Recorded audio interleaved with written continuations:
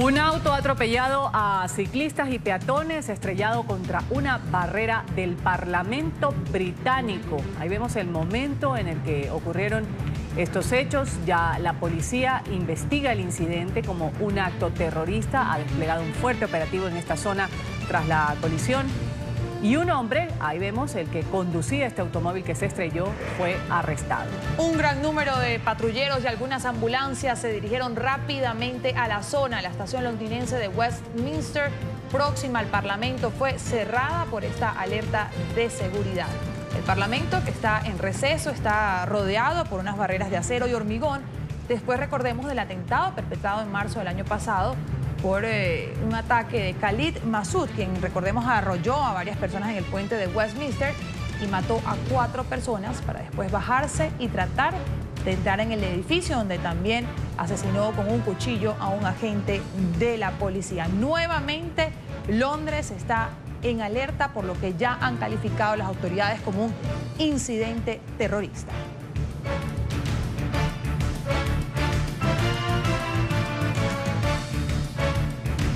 El desarrollo de estas y otras informaciones internacionales de interés aquí en las 2 horas de la mañana de NTN 24. Hasta ahora Karen Pereira y Ruth del Salto los saludamos. ¿Qué tal, Karen? Un buen día. Un buen día, Ruth. Amanecemos con esta alerta por este incidente terrorista en Londres, pero también con una tragedia que se ha registrado en Italia.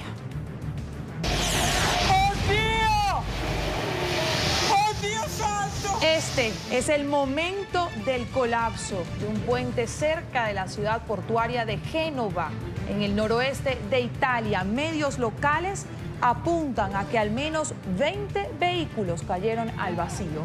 El derrumbe habría ocurrido cerca de las 12 del mediodía, hora local, una hora de mucho tránsito. Miembros del equipo de bomberos afirmaron que al menos 10 personas ya están confirmadas, habrían perdido la vida en este hecho. El puente tiene una altura de 90 metros.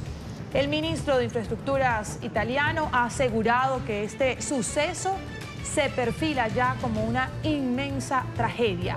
Equipos de rescate están en el lugar del desastre para atender esta emergencia. ¡Oh, Dios santo! Y Maracaibo vive una nueva noche de protesta en Venezuela. Los ciudadanos han salido a las calles para denunciar la falta de energía eléctrica. Tienen 5 días sin este servicio de luz. La ciudad está prácticamente colapsada, los alimentos se han podrido en las neveras y se han reportado pérdidas considerables. Zulia justamente es uno de los estados más calurosos del país. Esto incrementa las dificultades debido a las altas temperaturas. En las calles, pues ni qué decir, los semáforos no sirven, los locales comerciales cerraron al público, ya se presentan problemas en los servicios de telefonía e internet. ¿Pero quién? Pero ¿Quién? nadie me mandaron. Identifíquese. ¿Quién dijo? El joven. Sin orden judicial, integrantes de la Dirección General de Contrainteligencia Militar en Venezuela han detenido al general de brigada Héctor Armando Hernández da Costa. A través de la red social de Instagram Live, los familiares del militar publicaron este video del momento en el que los funcionarios debían cumplir una orden del presidente Nicolás Maduro. La hija del militar aseguró que los agentes fuertemente armados los amenazaron e ingresaron a su casa. Los parientes de da Costa desconocen a esta hora el lugar a donde fue trasladado. Me identifico, soy el general de brigada Héctor Armando Hernández da Costa. Me encuentro en mi vivienda, ubicada en Los Palos Grandes, en compañía de mi familia, y ha llegado la DIGESIN sin ningún orden de allanamiento, sin ninguna orden de aprehensión, y me quieren obligar a la fuerza a que los acompañen. Me declaro inocente de cualquier situación que se me quiera atribuir de una manera perversa. Operativo policial en el apartamento de la expresidenta argentina Cristina Fernández de Kirchner. Este inmueble, que está ubicado en la ciudad de Buenos Aires, es el lugar que utiliza la exmandataria cuando está de paso en la capital. El procedimiento se realiza como parte de las investigaciones del caso que lleva el juez Claudio Bonadío, quien investiga el presunto pago de sobornos relacionados con obras públicas durante los gobiernos de Néstor Kirchner y Cristina Fernández. Espera que mañana miércoles el Senado argentino analice si se autoriza el allanamiento de otras propiedades de la ex jefa de Estado en el sur del país y su despacho en la Cámara Alta. El intenso incendio forestal que se libra en California, Estados Unidos, deja una nueva víctima mortal. En las últimas horas, las autoridades reportaron la muerte de un bombero mientras trabajaba en la extinción del fuego en la zona de Mendocino, y que es catalogado ya como el más grande en la historia reciente del estado.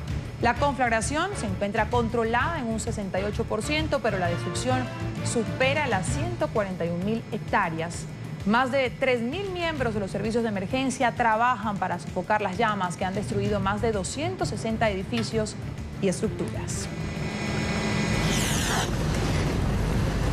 Bajo el agua han quedado algunas zonas en el estado de New Jersey. Las fuertes lluvias de las últimas horas ocasionaron inundaciones repentinas en municipios como Little Falls, en donde al menos 32 casas han quedado completamente inhabitables. Socorristas acudieron a las áreas de emergencia para asistir a los residentes que se han visto afectados. Los desbordamientos ocurrieron luego de 72 horas seguidas sin lluvias, lluvia sin parar desde este fin de semana.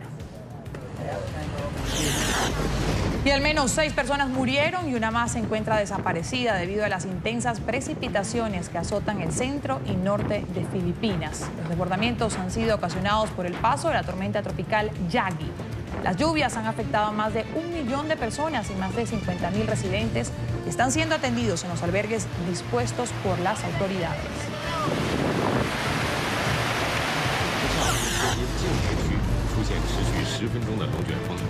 El paso de un tornado ocasionó graves daños materiales en la ciudad de Tianjin, en China. Los fuertes vientos arrasaron con los techos de las viviendas. Ahí vemos los postes de alumbrado eléctrico. Asimismo, este fenómeno causó múltiples inundaciones en varias zonas residenciales. Polémica en Fukushima, Japón, por esta escultura. Se trata de una obra de más de 6 metros de altura instalada frente al Centro de Aprendizaje Creativo para Menores, a poca distancia de la estación nuclear.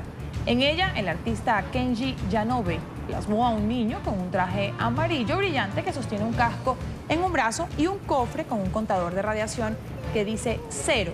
Para los residentes de la ciudad es una expresión provocativa. Le piden al escultor que se disculpe, pues evoca recuerdos dolorosos de lo que es reconocido como uno de los peores desastres nucleares del mundo.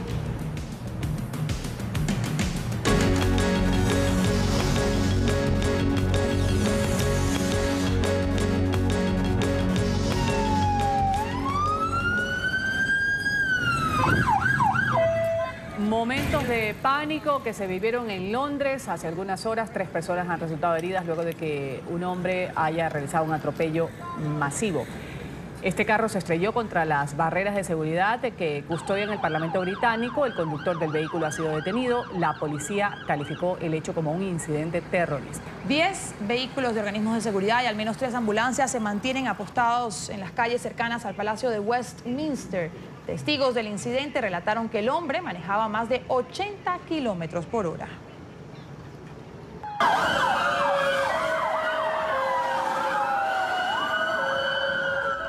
La angustia, incertidumbre y el temor se apoderaron de los londinenses este martes. A las 7:37 de la mañana, hora local, un hombre de más de 20 años y cuya identidad no ha sido revelada, estrelló su auto a toda velocidad contra la entrada del Parlamento, causando heridas, no de gravedad, a 3 personas, entre ellas un ciclista.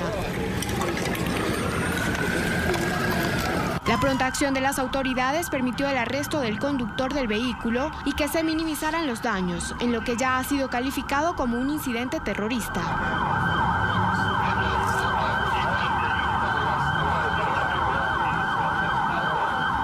El individuo cometió la acción solo y decenas de uniformados continúan revisando el carro para descartar que contenga artefactos explosivos. Testigos del hecho aseguraron que la acción fue deliberada. Recordaron el horror que vivieron en marzo del año pasado cuando el autodenominado Estado Islámico se reivindicó la autoría del atentado al Palacio de Westminster que cobró la vida de 5 personas. El agresor arrolló a los peatones con su camioneta y luego atacó con cuchillo a los agentes que vigilaban el recinto. Básicamente vi a un hombre conduciendo hacia el Parlamento a toda velocidad. Él iba muy rápido, en mi opinión. creo que como a más de 60 u 80 kilómetros por hora o quizás más, en una zona en la que la velocidad permitida es de 30. Hay policía allí, obviamente resguardando el Parlamento, pero su manera de conducir me pareció deliberada. Él no lo esquivó, fue directo hacia el Parlamento. Creo que había un ciclista herido. He visto gente en el piso. No sé si le dijeron que hiciera eso y se lanzara al piso o si esa fue su reacción, porque nosotros los londinenses estamos acostumbrados a ese tipo de experiencias desafortunadamente. Los alrededores del Parlamento permanecen acordonados y el metro de Westminster fue cerrado. Los efectivos de seguridad han advertido que la presencia de uniformados en las calles y los cierres de algunas avenidas podrían incrementarse en las próximas horas para garantizar el bienestar de los residentes de Londres, aunque han asegurado que la ciudad se encuentra fuera de peligro. Y según el último reporte dado por las autoridades de Scotland Yard, 3 personas resultaron heridas en este incidente. Una de ellas está en estado grave, aunque ya han dicho también los reportes médicos que su vida no corre peligro. NTN 24 está en el lugar de la noticia, 1:11 de la tarde en Londres. Saludamos a nuestro periodista Juan Carlos Bejarano, quien está en el sitio donde ocurrió este incidente. Juan Carlos, una buena tarde para usted. ¿Cuál es el reporte hasta ahora?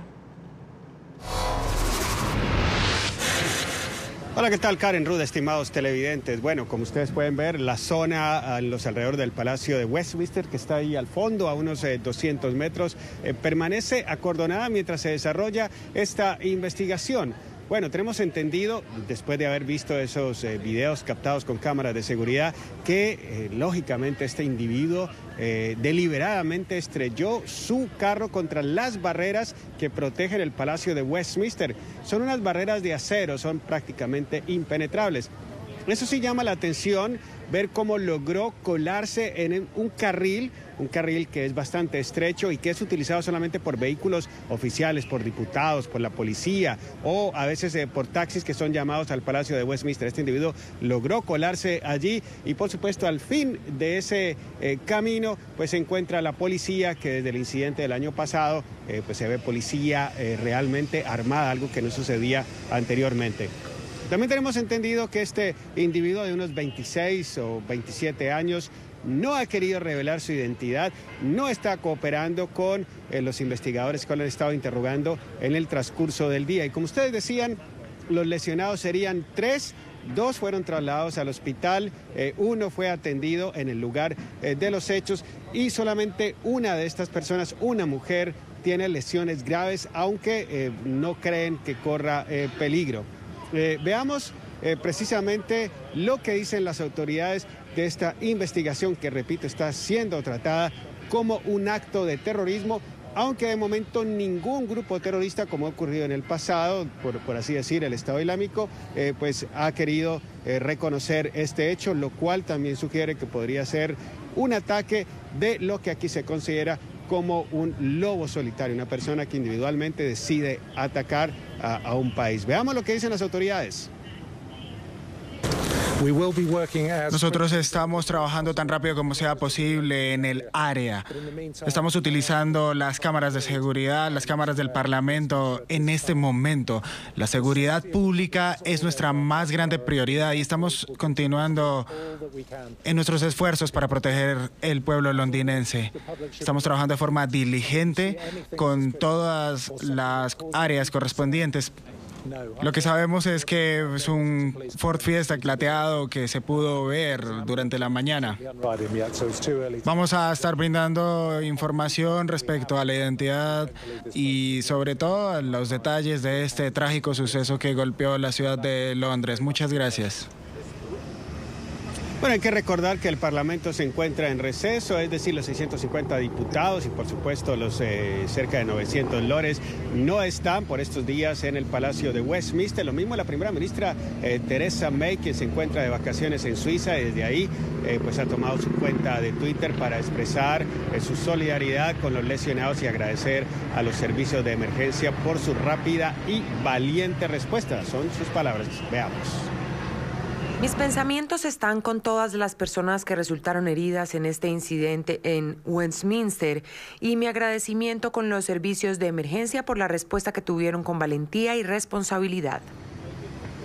Bueno, en unos 45 minutos el llamado Comité de Emergencia Cobra, del que hacen parte altos mandos militares de la policía y el servicio de inteligencia, se van a reunir para ver si es necesario elevar la alerta terrorista, pero por lo que estamos viendo, todo está transcurriendo con tranquilidad. Incluso ya comienzan a circular algunos vehículos, a algunos peatones se les ha permitido pasar esta zona acordonada. Y eso sí, siguen investigando el automóvil, pero ya hemos visto que llegó una grúa probablemente para llevársela, para que la continúen examinando. Y como decía el reporte, no se han encontrado de momento armas o explosivos que lleven a preocupar a las autoridades. Vamos a ver en qué termina esta investigación y si finalmente este individuo termina explicando por qué razón decidió estrellar su automóvil contra estas barreras que, repito, son prácticamente impenetrables y que protegen el Palacio de Westminster. Esto ha llevado, de hecho, a que ya nuevamente diputados pidan que no se deje circular automóviles en los alrededores del Parlamento, que en cierta manera es una vía importante para transitar por esta zona del centro de Londres. Despedimos Westminster, regresamos a los estudios de la mañana. Adelante. Gracias, Juan Carlos. Más adelante volvemos contigo, un enlace informativo de esto, lo que ha sucedido en las últimas horas en el centro de Londres. Vamos a saludar en España a Fernando Cocho, él es analista de seguridad e inteligencia. Gracias por estar con nosotros, Fernando. Bienvenido a la mañana. Buenas tardes. Buenas tardes. Una buena tarde para usted. Y la pregunta aquí es empezar analizando por qué un hecho similar a otro que se dio hace algunos meses en las afueras del Parlamento en Londres, donde sabemos pues están en receso. Sin embargo, pues genera preocupación en quienes ocupan estos edificios que tienen que ver también con el ámbito gubernamental. ¿Por qué se dan estos estrellamientos o es mera coincidencia de lo que sucede en el centro de Londres? Bueno, yo no creo que sea mera coincidencia. Yo creo, a expensas de lo que diga el Comité Cobra y la investigación de inteligencia, que es un enajenado que ha intentado o bien llamar la atención o bien, radicalizándose ideológicamente, estrellar su coche contra Westminster.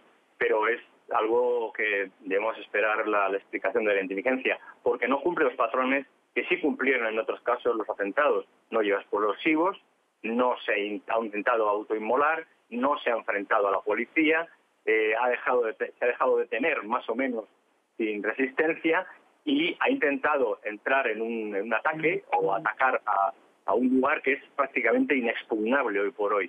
Entonces hay que esperar. Yo apunto más bien a que, aunque sea un radical, es un radical enajenado que ha cogido un coche y lo ha estrellado. Veremos lo que la policía consigue tras los interrogatorios. Eso es lo que por ahora se puede decir.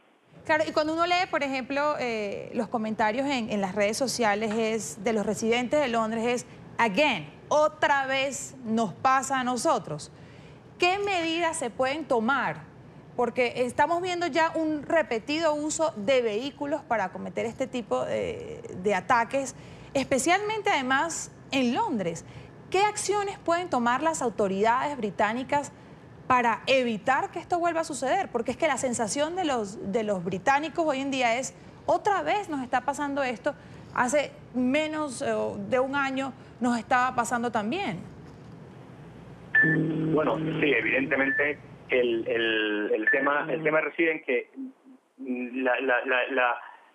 las acciones, aunque se repitan con vehículos, no hay seguridad total. Por tanto, no se puede restringir mucho más el tráfico en Londres. Es una ciudad ya muy densa en lo que es tráfico rodado. Y el por qué a nosotros otra vez, bueno, es algo inevitable. Evidentemente los terroristas intentarán dar allí donde generen más terror o generen más miedo, ya sea Londres, París, Madrid u otras ciudades importantes. Cuanto más miedo tengamos, cuanto más temor tengan los ciudadanos a circular y a llevar una vida cotidiana, mejor para los terroristas. Por tanto, mi sugerencia, mi opinión es que sigamos llevando una vida lo más normal posible y dejemos que la policía, que ya tiene muy restringido lo que es el centro de Londres y los puntos críticos susceptibles de ser atacados por terroristas protegidos, siga haciendo su trabajo, y el nuestro será pues llevar la democracia y la cotidianidad lo más lejos posible. Fernando, ¿tiene que ver esto con alguna coyuntura política que se vive en Reino Unido, tomando en cuenta pues algunas renuncias que ha habido en el gobierno de Theresa May, el Brexit que sigue siendo tema sobre la mesa, o es simplemente, como usted lo dice, una situación para llamar la atención, pero de otra parte social? Es posible que tenga que ver, pero habrá que, o no, habrá que ver después del interrogatorio a este detenido, que no ha abierto la boca, que no ha dicho las frases típicas del Agebach, ni se ha dicho que pertenezca a un grupo terrorista, ninguna reivindicación.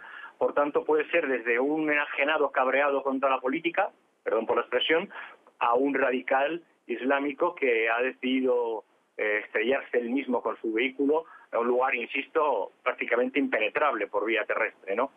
Hay que esperar el interrogatorio y hay que esperar lo que la policía diga. Que tenga o no tenga que ver con acciones políticas últimas en Londres por parte de Theresa May o algunos que han dimitido, pues lo veremos cuando la policía y la inteligencia siga avanzando y siga interrogando a este señor.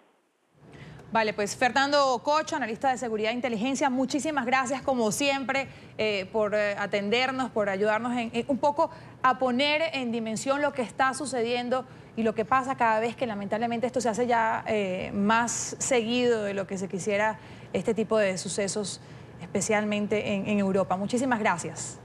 Un placer aquí desde España. Muchas gracias. Y hace minutos, el presidente de Estados Unidos, Donald Trump, se refirió a este nuevo incidente terrorista en Londres a través de su cuenta en la red social Twitter. Como siempre, polémico, el mandatario estadounidense ha calificado de animales a quienes realizan este tipo de ataques. Otro ataque terrorista en Londres. Estos animales están locos y tenemos que lidiar con ellos con fuerza y dureza. Último minuto. NTN 24. Bueno, y sobre las 11 de la mañana, 11:30, en la hora de Italia, un tramo de la autopista del peaje A10 a su paso por la ciudad de Génova, al noreste del país, se ha venido abajo, se ha desplomado, ha dejado atrapadas entre los escombros a varias personas. Numerosos medios de emergencia ya se han desplazado a este sitio de la tragedia, para valorar las dimensiones de la tragedia, de la que ya se ha comunicado.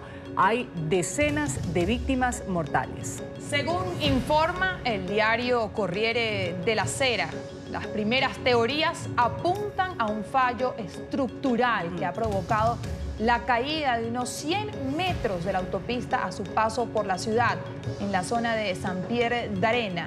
Las dos vías del puente en ambos sentidos se han venido abajo en un momento en el que llovía con intensidad y la zona se hallaba bajo alerta naranja por fenómenos meteorológicos adversos. Son las 2:23 de la tarde en Génova. Son imágenes que nos llegan a esta hora en directo del lugar de la tragedia, las labores de rescate, esa búsqueda contrarreloj de sobrevivientes. El puente Morandi, que fue construido hace 50 años, el nombre se toma de Ricardo Morandi, que fue el arquitecto que lo diseñó, construido en 1963 hasta el 67 por la Sociedad Italiana de Oleoductos. Atraviesa distintos distritos, mide más de 1 kilómetro.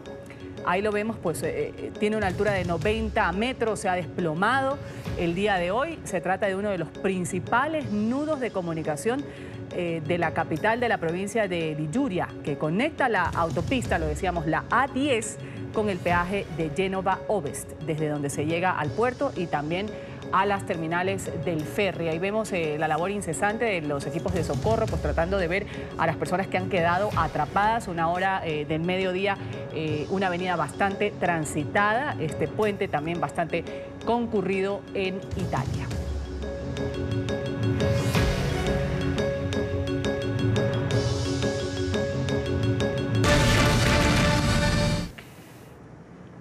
Hablamos ahora de este nuevo escándalo de corrupción que sacude a Argentina. El presunto pago de sobornos millonarios en la concesión de obras públicas ha derivado en una docena de detenciones a exfuncionarios del gobierno de Néstor Kirchner y de Cristina Fernández. Empresarios también, entre ellos un exdirectivo vinculado a la familia del presidente Mauricio Macri, quien ahora colabora con las autoridades. Todo salió a la luz tras la divulgación de 6 cuadernos, 2 manuscritos que daban los pormenores del movimiento de al menos $160 millones entre el 2005 y 2015. Este registro fue hecho por Óscar Centeno. ¿Quién era Óscar Centeno?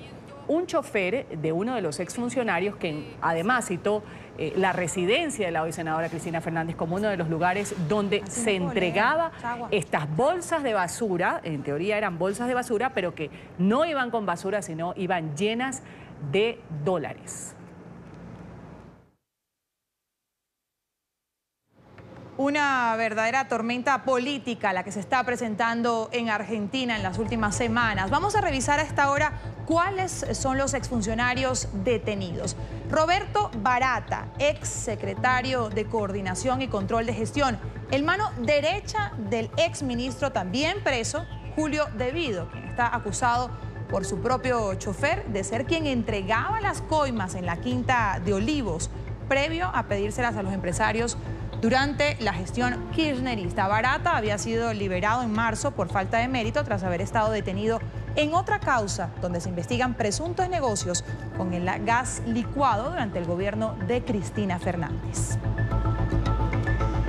También está Hugo Larraburo, coordinador de la jefatura de gabinete de la gestión de Aval Medina, también mano derecha del exministro Julio Devido. Al momento de ser detenido trabajaba para el Senado de la Nación. También tenemos a Enrique Llorens, exsecretario de Coordinación y Control del Ministerio de Planificación. Está detenido y sería parte activa de este circuito de corrupción. Y Néstor Lazarte, exsecretario de Barata, quien habría sido una de las figuras más importantes en esta recaudación del dinero a cambio de contratos públicos. Óscar Centeno también está tras las rejas, el chofer que escribió los cuadernos con todos los detalles de esta ruta de las coimas K, como ha sido denominado el caso. Él fue la primera persona que fue detenida por las autoridades. Y este escándalo por el entramado de corrupción, conocido como los cuadernos de las coimas, pone una vez más a la expresidenta y actual senadora Cristina Fernández de Kirchner en el ojo de la justicia. El juez Claudio Bonadío la acusa de ser la líder de una organización que desde el Estado montó un esquema de recaudación de hasta 200 millones de dólares en sobornos pagados por las empresas que durante su gobierno se beneficiaron con millonarios contratos de obras públicas. Sin embargo, Fernández tiene también otras 6 investigaciones en su contra. Vamos a revisar algunos de estos casos. El primero es el del dólar futuro. Fernández es investigada por presuntamente haber obligado a acreedores del Estado a pagar sus deudas, tomando como referencia un valor inferior al precio del dólar. También está la causa por el memorándum con Irán. La causa investiga si la expresidenta habría firmado un acuerdo para encubrir a los responsables del atentado contra la Mutual Judía Argentina AMIA en 1994, en el que murieron 85 personas. Fernández de Kirchner también es acusada por asociación ilícita y fraude tras presuntamente haber favorecido ilegalmente al empresario Lázaro Báez con contratos millonarios en obras viales. Además, la inmobiliaria que Cristina y sus hijos Máximo y Florencia Kirchner tienen es investigada por presunto lavado de dinero y asociación ilícita. También está el caso de Otesur. La justicia investiga el presunto lavado de dinero en el hotel que es propiedad del matrimonio Kirchner. Y también, por último, la llamada Ruta del Dinero K, una investigación que vincula a la exmandataria con una presunta trama de lavado de dinero con diferentes empresarios.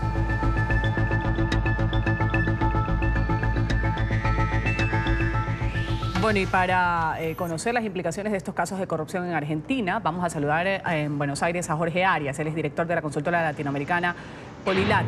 Gracias por estar con nosotros, señor Arias. Bienvenido a La Mañana. Buenos días, bienvenido. Muchísimas gracias. Un saludo especial a ustedes y su audiencia. Gracias a usted por estar con nosotros, señor Arias. El día de ayer pues veíamos a la exmandataria llegando a los tribunales. Muchos decían que se sabía lo que iba a pasar, que no iba a decir nada, nada de los bolsos, nada de los cuadernos, estos del exchofer, nada de esta red de corrupción, tanto de su gobierno, a la que se le indica en su gobierno, y a la de su difunto marido, Néstor Kirchner. Lo otro tan notorio que dicen muchos que también se sabía, que iba a decir que era una perseguida política, un comentario que lo ha hecho a largo plazo, y que a pesar de la denuncia que hay en su contra, pues se la veía muy tranquila. Hay el reporte incluso del Clarín, de un articulista que dice, solo le faltó decir recen por mí. ¿Qué se puede sacar de este caso de corrupción que no es menor, es una red de corrupción que en teoría de coimas, de sobornos, ha venido operando durante muchos años y con el aval de quienes estarían en el poder en su momento dado, como son la pareja Kirchner. Lamentablemente se confirman los peores temores respecto de rumores que circulaban ya durante el gobierno de los Kirchner y en una actitud o en un tipo de gestión muy similar a lo que ellos desarrollaban en el sur cuando tenían a su cargo el gobierno de la provincia de Santa Cruz. Muchos sospechábamos que la sociedad argentina y en particular la de las principales empresas no iba a tolerar o no iba a soportar esa metodología de gestión que traía consigo el matrimonio Kirchner. Sin embargo, rápidamente los principales empresarios argentinos se sumaron a esta ola corrupta y constituyeron lo que hoy se está demostrando, y ya era un secreto a voces, la existencia del Club de la Obra Pública, donde bajo la batuta del exministro de Planificación y Obras Públicas de la Nación, Julio De Vido, se coordinaban los procesos licitatorios, se decidía quiénes iban a participar, quién iba a ganar y qué monto de retorno se iba a pagar a los funcionarios del Estado.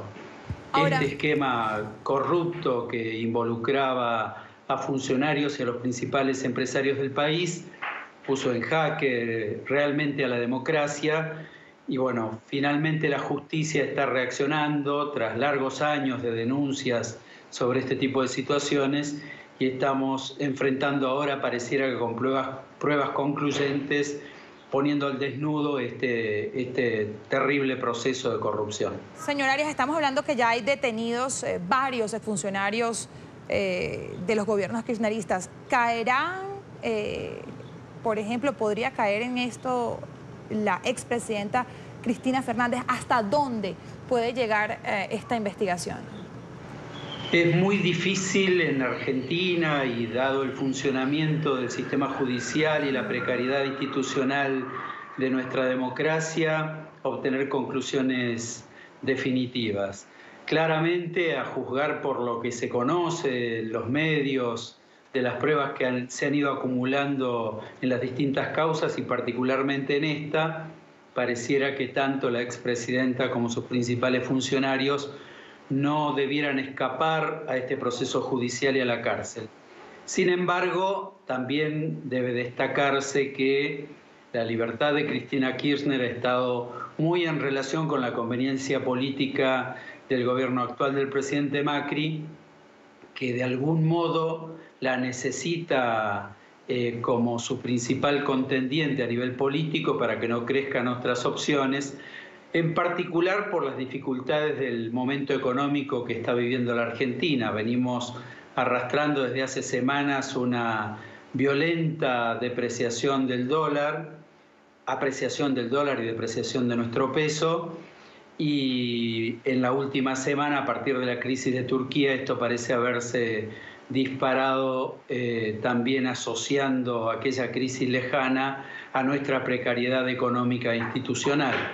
Así que hay muchas sospechas de que muchos de los procesos judiciales han venido siendo amañados o condicionados o cajoneados, como decimos en nuestra jerga aquí en Argentina, convenientemente para que Cristina Kirchner pueda seguir en libertad y pueda seguir siendo una opción política pequeña, fanatizada, pero la más importante en el campo de la oposición, con lo cual de alguna manera esto le da alguna facilidad y alguna tranquilidad al gobierno del presidente Macri. Gracias, señor Arias, por estar con nosotros en la mañana. Jorge Arias, director de la consultora latinoamericana Polilat, ha estado con nosotros hablando del tema de esta red de sobornos que ha sido pues destapada y ahora es investigada por el juez Bonadío. Están implicados la senadora Cristina Fernández y se habla de que ha sido una red que operaba durante el gobierno de los Kirchner. Gracias por haber estado con nosotros, señor Arias. Gracias a ustedes. Buenos días. Un buen día. Y justamente esta tarde llega a Argentina el secretario de Defensa de Estados Unidos, James Mattis. Este funcionario arriba a Buenos Aires tras visitar Brasil. Un viaje en el que la crisis humanitaria en Venezuela fue uno de los temas abordados en su reunión con el homólogo brasileño Joaquim Silva el lunes. El funcionario brasileño dijo que se discutió sobre cómo ayudar a la nación petrolera en la difícil situación que afronta bajo el régimen de Nicolás Maduro. La crisis en Venezuela. Este fue uno de los primeros temas abordados por el secretario de Defensa de los Estados Unidos, James Mattis, a su llegada a Brasil, primer destino de su gira por América Latina. Mattis se encontró a puerta cerrada con el ministro de Defensa brasileño Joaquim Silva el lunes, a quien le manifestó sus inquietudes por la situación de la nación petrolera. Y también hubo un tema relacionado con nuestra preocupación sobre cómo ayudar a Venezuela, que está en una situación difícil y es un país en nuestra frontera. Aunque ninguno de los funcionarios dio mayor información de la conversación, la posición del gobierno americano sobre el régimen de Venezuela es clara. El pasado mes de junio, el vicepresidente de los Estados Unidos, Mike Pence, expresó su preocupación por los ciudadanos sometidos bajo el régimen de Nicolás Maduro. El colapso de Venezuela está creando una crisis humanitaria que conduce a una depravación generalizada, a la denegación de servicios básicos y al hambre, y ha provocado el mayor éxodo masivo transfronterizo en la historia de nuestro hemisferio. Desde un centro de acogida para migrantes venezolanos en la ciudad de Manaos, el segundo al mando de la Unión Americana pidió al gobierno brasileño tomar medidas fuertes contra el régimen chavista. También anunció un paquete de ayuda humanitaria por $10 millones. Brasil es uno de los países más afectados por la crisis migratoria de Venezuela. Según cifras oficiales, unos 50.000 venezolanos habrían llegado a Brasil en el último año y medio. Y Nicolás Maduro ha anunciado que la gasolina en Venezuela va a estar a precio internacional. El presidente advirtió que el subsidio estatal a la gasolina, considerada la más barata del mundo, se va a mantener solo para quienes registren sus datos en el gubernamental censo de transporte, que ya la oposición ha calificado como una medida de control social y político. Así lo dijo Maduro. La gasolina y los hidrocarburos internos tienen que colocarse al precio internacional para que se acabe el contrabando hacia Colombia y el Caribe. Ustedes me entienden, ¿verdad? Y sí lo podemos hacer. Gracias a Dios tenemos el carnet de la patria para estos procesos de subsidio directo, se llaman, ¿verdad? He aprobado el subsidio directo a toda la familia venezolana. Aquella persona que no atienda el llamado al censo, que no quiera participar del subsidio directo, tendrá que pagar el combustible al precio internacional. Vamos a hacer una primera pausa aquí en la mañana y cuando regresemos hablamos de una nueva jornada de primarias en Estados Unidos. Tenemos la información desde Washington.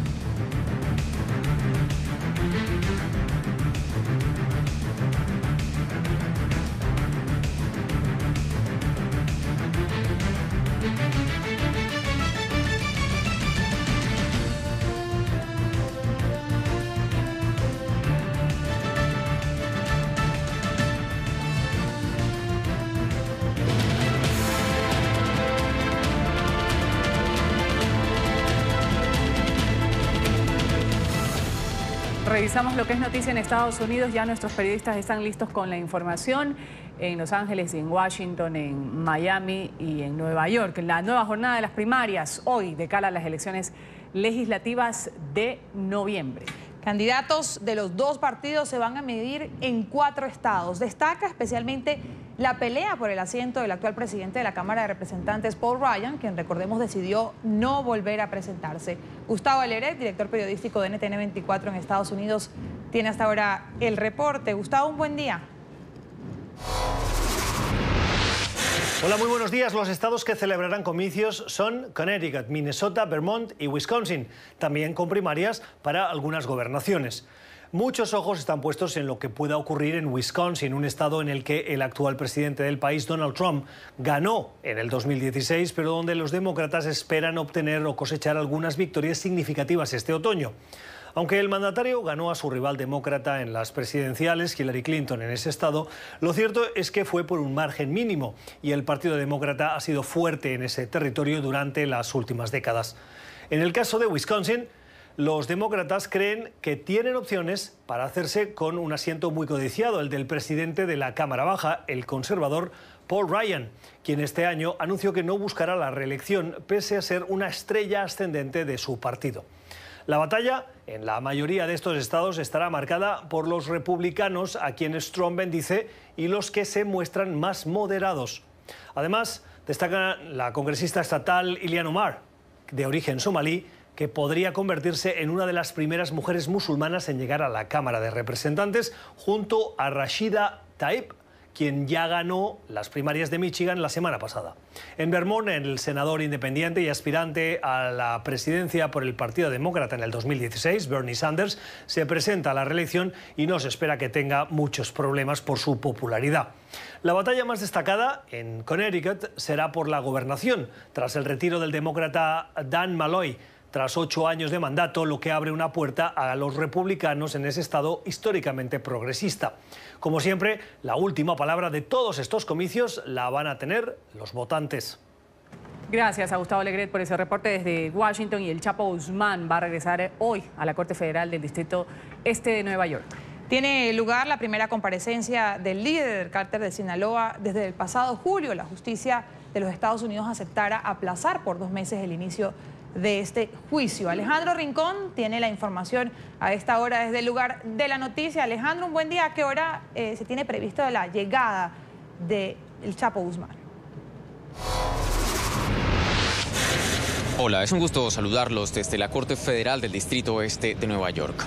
Es la primera vez que Joaquín Guzmán Loera, alias El Chapo, regresa a este tribunal luego de que a mediados del pasado mes de julio el juez Brian Coogan, a cargo de la causa, anunciara el retraso del juicio en contra del acusado por narcotráfico por 2 meses. Originalmente estaba previsto que iniciara en septiembre, pero ahora la fecha programada es el 5 de noviembre.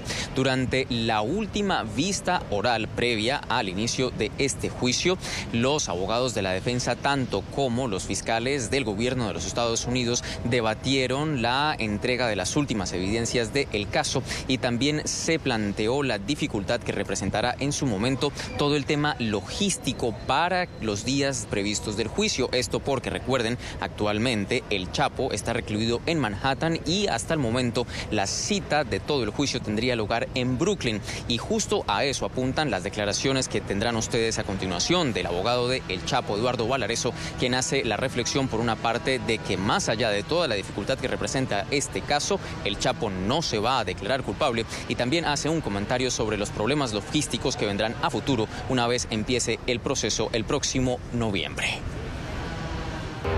Quiero ser bien claro, el señor Guzmán no se va a declarar culpable y no va a colaborar con las autoridades. Cuando sea el juicio, va a haber un juicio. Cada vez que viene a la corte lo traen como en 10 carros blindados, con luces, ambulancias, es un circo. Cierran el puente de Brooklyn. Cuando empiece el juicio van a tener que hacer eso diariamente, venida y salida. Sobre estos asuntos logísticos relacionados con el juicio de El Chapo, muy probablemente gire la vista oral de este martes. Además, también podría llegar a debatirse todo el conjunto del material probatorio. Recuerden ustedes que hay más de 1.100 documentos que fueron entregados por la Fiscalía a los abogados del Chapo, así como más de 80 gigas. Todo un material muy extenso que es necesario revisar por parte de los abogados. Material que además toma tiempo en hacer análisis, y de hecho esa es parte por la cual fue demorado el inicio del proceso en su momento. Pero por ahora, en el transcurso de esta mañana va a tener lugar esa sesión, y una vez termine, pues esperaremos a ver cuáles son las declaraciones del abogado Valareso sobre lo sucedido en el tribunal. Es todo lo que tenemos para ustedes por ahora. Continúen con más en el Centro Internacional de Noticias. Gracias, Alejandro, por este reporte. Robo a una joyería en Miami. Los asaltantes han sustraído artículos con un valor superior a los $700.000. Los hombres agredieron a los trabajadores del local mientras destrozaban las vitrinas. La policía busca a los sospechosos. Carlos Rodríguez tiene la información. Carlos. ¿Qué tal? Muy buenos días. Y las imágenes de seguridad difundidas en las últimas horas por la policía muestran a hombres armados con máscaras que saltan el mostrador de una tienda del noroeste de Miami, agreden a los trabajadores y además destrozan las vitrinas para robar joyas valoradas, según las autoridades, en $750.000. En el video se observa a trabajadores pues tratando de detener a los ladrones que salen rápido del lugar. Este hecho ocurrió la semana pasada, pero la policía este lunes difundió las imágenes y está solicitando ayuda de la población para dar con el paradero de estos hombres que, según testigos, huyeron en un automóvil de color blanco. Según las autoridades, nadie salió herido. Este hecho ocurrió a plena luz del día, antes de las 5 de la tarde. Y es que los robos últimamente en sitios donde concurren personas se están presentando en el sur de la Florida. Este domingo, en el centro comercial Sogras, en Sunrise, al norte de Miami, pues fue evacuado la tarde porque la policía indicó que un sospechoso de robo que tenía un cuchillo en su poder. Los compradores incluso publicaron imágenes en las redes sociales que se les había ordenado refugiarse en un lugar mientras otros fueron vistos huyendo del centro comercial. Ahora, las autoridades recomiendan a las personas estar muy atentos a movimientos de sospechosos e inmediatamente llamar al 911. Esa es toda la información desde Miami. Soy Carlos Fernando Rodríguez. Continúen con más en nuestro Centro Internacional de Noticias. Bueno, muy buenos días. Gracias por ese reporte desde Miami. Y un incendio forestal muy cerca del Parque Safari del Zoológico de San Diego ha desencadenado en evacuaciones residenciales. Equipos de bomberos por tierra y aire están combatiendo las llamas que se extienden con rapidez. En California, Mauricio Cárdenas tiene a esta hora el reporte. Mauricio.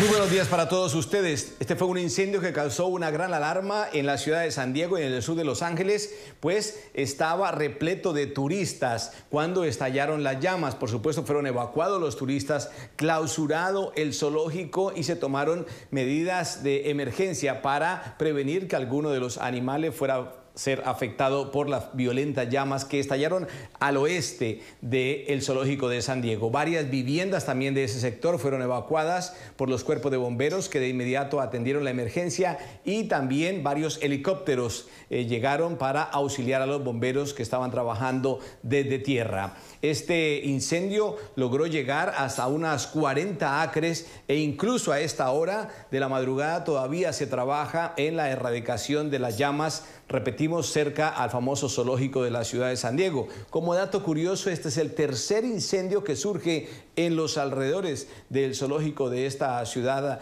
la más grande del sur de California, la ciudad de San Diego, y pudo ser atacado de manera rápida gracias a que a partir de ayer empezaron a bajar las temperaturas y el clima mejoró, bajaron los vientos, bajó la temperatura y los bomberos han tenido una muy buena jornada a partir del día de ayer en todos los incendios que hay. 8 grandes incendios en California, el incendio de Lake Elsinore también ya está controlado en un 51%, el de Mendocino al norte también ya está más bajo control por parte de los bomberos. La mala noticia es de que ayer hubo precisamente otra persona que falleció, aumentó a 10 el número de personas fallecidas debido a estos fuertes incendios que se han vuelto el común denominador y todavía no empiezan los vientos de Santa Ana, que es cuando empieza la temporada de incendios. Desde Los Ángeles, Mauricio Cárdenas, regresamos al estudio. Gracias a Mauricio por ese reporte desde California. Vamos aquí a dar paso a los anunciantes en la mañana de NTN 24 a volver más información internacional, entre ellas pues este derrumbe de un gran puente de la autopista en Génova que causa al menos hasta el momento 11 muertes. Ya el ministro de Infraestructuras italiano aseguró que la caída de este viaducto se perfila como una inmensa tragedia registrada en Italia. Son las 2:54 de la tarde en Génova. Son las imágenes que nos llegan a esta hora en directo desde el lugar de la tragedia. Equipos de rescate trabajan contrarreloj para tratar de sacar y rescatar sobrevivientes del desplome de esta autopista. Recordemos, esta autopista se desplomó cuando eran sobre las 11:30 de la mañana, hora local. Cayó sobre algunas casas, también sobre una vía férrea. 90 metros de altura tenía esta estructura y se cree que al menos 10 vehículos habían caído al vacío. Entre 10 y 20 vehículos habrían caído al vacío. Estas son las imágenes que nos llegan a esta hora. Al volver tenemos más información sobre esta tragedia que enluta el día de hoy a Italia.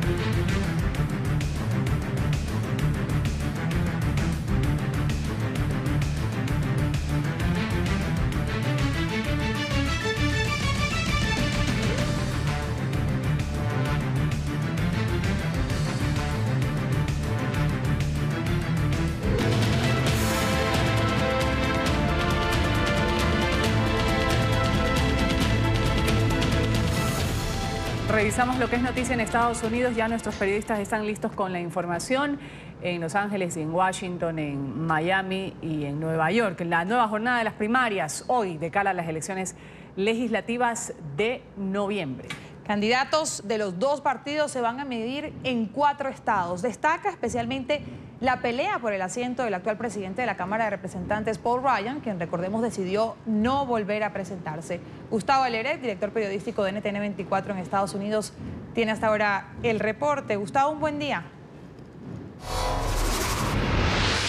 Hola, muy buenos días. Los estados que celebrarán comicios son Connecticut, Minnesota, Vermont y Wisconsin, también con primarias para algunas gobernaciones. Muchos ojos están puestos en lo que pueda ocurrir en Wisconsin, un estado en el que el actual presidente del país, Donald Trump, ganó en el 2016, pero donde los demócratas esperan obtener o cosechar algunas victorias significativas este otoño. Aunque el mandatario ganó a su rival demócrata en las presidenciales, Hillary Clinton, en ese estado, lo cierto es que fue por un margen mínimo y el Partido Demócrata ha sido fuerte en ese territorio durante las últimas décadas. En el caso de Wisconsin, los demócratas creen que tienen opciones para hacerse con un asiento muy codiciado, el del presidente de la Cámara Baja, el conservador Paul Ryan, quien este año anunció que no buscará la reelección pese a ser una estrella ascendente de su partido. La batalla en la mayoría de estos estados estará marcada por los republicanos, a quienes Trump bendice, y los que se muestran más moderados. Además, destaca la congresista estatal Ilhan Omar, de origen somalí, que podría convertirse en una de las primeras mujeres musulmanas en llegar a la Cámara de Representantes, junto a Rashida Tlaib, quien ya ganó las primarias de Michigan la semana pasada. En Vermont, el senador independiente y aspirante a la presidencia por el Partido Demócrata en el 2016, Bernie Sanders, se presenta a la reelección y no se espera que tenga muchos problemas por su popularidad. La batalla más destacada en Connecticut será por la gobernación, tras el retiro del demócrata Dan Malloy, tras 8 años de mandato, lo que abre una puerta a los republicanos en ese estado históricamente progresista. Como siempre, la última palabra de todos estos comicios la van a tener los votantes.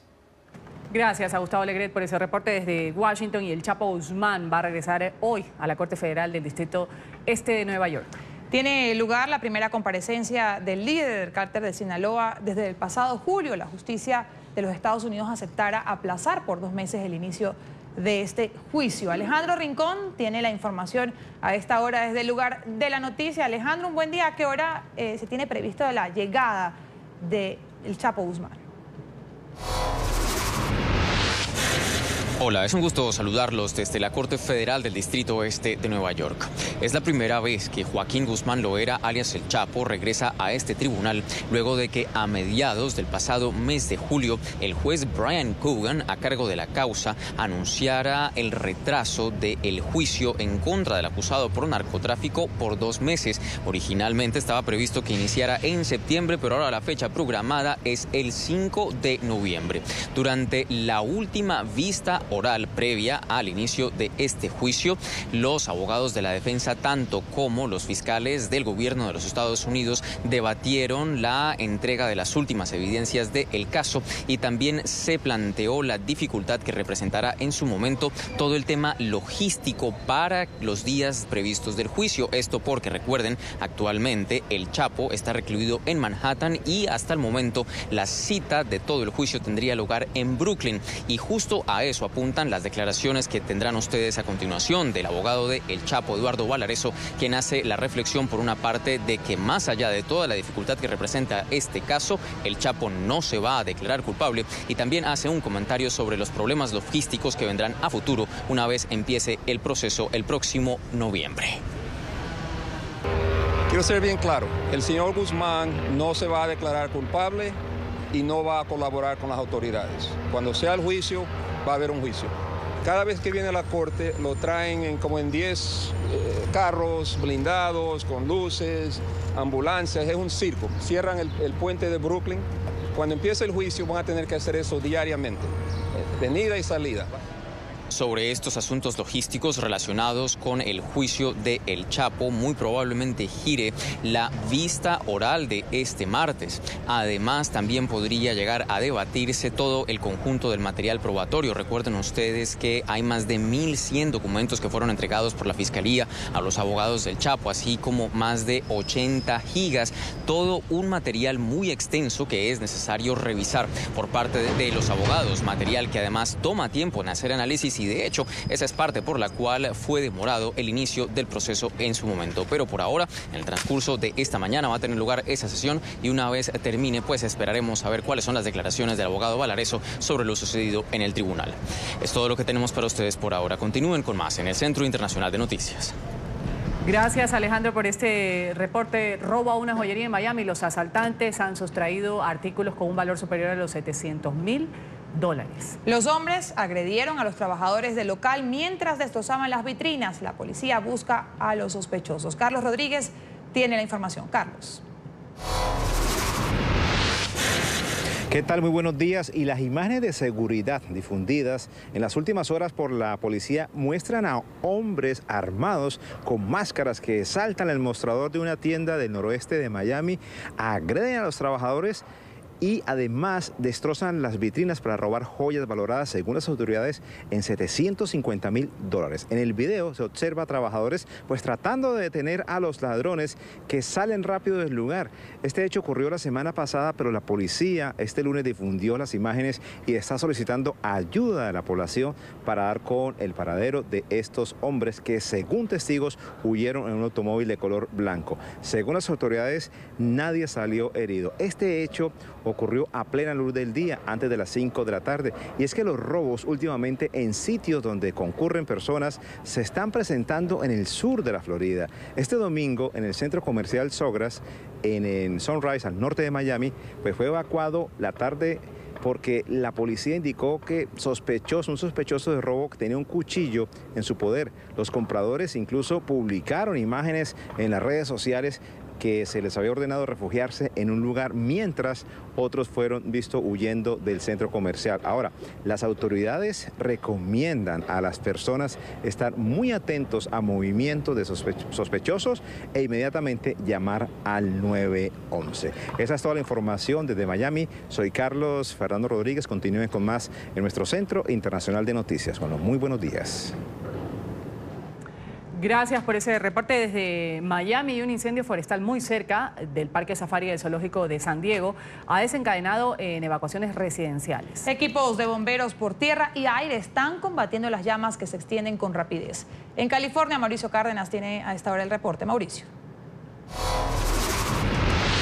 Muy buenos días para todos ustedes. Este fue un incendio que causó una gran alarma en la ciudad de San Diego y en el sur de Los Ángeles, pues estaba repleto de turistas cuando estallaron las llamas. Por supuesto, fueron evacuados los turistas, clausurado el zoológico y se tomaron medidas de emergencia para prevenir que alguno de los animales fuera ser afectado por las violentas llamas que estallaron al oeste del zoológico de San Diego. Varias viviendas también de ese sector fueron evacuadas por los cuerpos de bomberos que de inmediato atendieron la emergencia y también varios helicópteros llegaron para auxiliar a los bomberos que estaban trabajando desde tierra. Este incendio logró llegar hasta unas 40 acres e incluso a esta hora de la madrugada todavía se trabaja en la erradicación de las llamas, repetimos, cerca al famoso zoológico de la ciudad de San Diego. Como dato curioso, este es el tercer incendio que surge en los alrededores del zoológico de esta ciudad, la más grande del sur de California, la ciudad de San Diego, y pudo ser atacado de manera rápida gracias a que a partir de ayer empezaron a bajar las temperaturas y el clima mejoró, bajaron los vientos, bajó la temperatura y los bomberos han tenido una muy buena jornada a partir del día de ayer en todos los incendios que hay. 8 grandes incendios en California, el incendio de Lake Elsinore también ya está controlado en un 51%, el de Mendocino al norte también ya está más bajo control por parte de los bomberos. La mala noticia es de que ayer hubo precisamente otra persona que falleció, aumentó a 10 el número de personas fallecidas debido a estos fuertes incendios que se han vuelto el común denominador y todavía no empiezan los vientos de Santa Ana, que es cuando empieza la temporada de incendios. Desde Los Ángeles, Mauricio Cárdenas, regresamos al estudio. Gracias a Mauricio por ese reporte desde California. Vamos aquí a dar paso a los anunciantes en la mañana de NTN 24 a volver más información internacional, entre ellas pues este derrumbe de un gran puente de la autopista en Génova que causa al menos hasta el momento 11 muertes. Ya el ministro de Infraestructuras italiano aseguró que la caída de este viaducto se perfila como una inmensa tragedia registrada en Italia. Son las 2:54 de la tarde en Génova. Son las imágenes que nos llegan a esta hora en directo desde el lugar de la tragedia. Equipos de rescate trabajan contrarreloj para tratar de sacar y rescatar sobrevivientes del desplome de esta autopista. Recordemos, esta autopista se desplomó cuando eran sobre las 11:30 de la mañana, hora local. Cayó sobre algunas casas, también sobre una vía férrea. 90 metros de altura tenía esta estructura y se cree que al menos 10 vehículos habían caído al vacío. Entre 10 y 20 vehículos habrían caído al vacío. Estas son las imágenes que nos llegan a esta hora. Al volver tenemos más información sobre esta tragedia que enluta el día de hoy a Italia.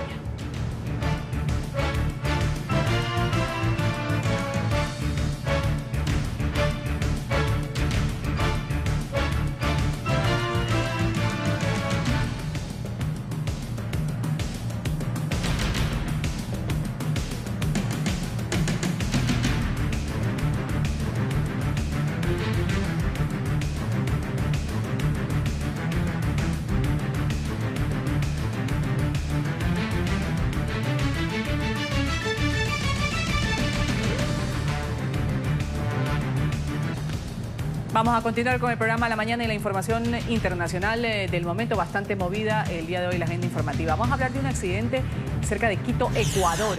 Vemos el choque entre un bus internacional y una camioneta. Se reportó a las 3 de la mañana, hora de Quito, Ecuador, en la vía Pifo-Papayacta. Este es el resultado. A la altura de un sector que es conocido como la Curva de la Muerte, el Cuerpo de Bomberos de Quito confirmó de forma preliminar que 23 personas han perdido la vida, 21 son adultas, 2 menores de edad, otras 14 han resultado heridas por el volcamiento de este autobús que manejaba pues un trayecto internacional. Venezolanos y colombianos estarían entre las víctimas.